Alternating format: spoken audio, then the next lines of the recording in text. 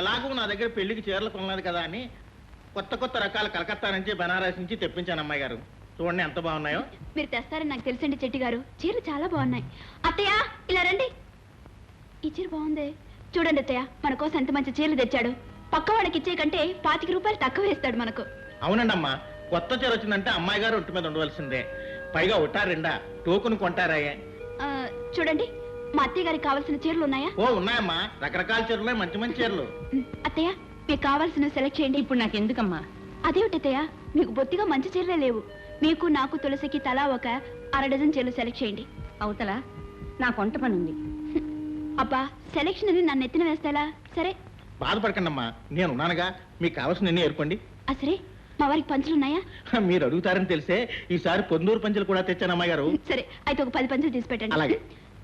ఈ రంగు కోసం ఎన్నాళ్ళ నుంచో ఎదురు చూస్తున్నాను. చాలా బాగుంది. ఒకసారి కట్టి చూస్తాను. అలాగే కట్టుకోండి. ఏమిటా ఇవన్నీ? పద్మమ్మ గారు తలా 2 చీరలు తీయమన్నారండి.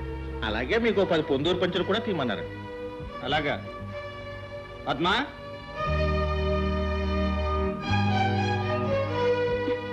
ఏమండి ఈ చీరలో నేను ఎలా ఉన్నాను? బుట్టబొమ్మలా ఉన్నావు. ఏ మీకు ఈ చీర నచ్చలేదా? చీరే కాదు, ఈ తీరు కూడా నచ్చలేదు. అంటే బయట బట్టల సంత ఏమిటి? సంతే ఉంది. మనందరికి బట్టలు కొంటున్నాను.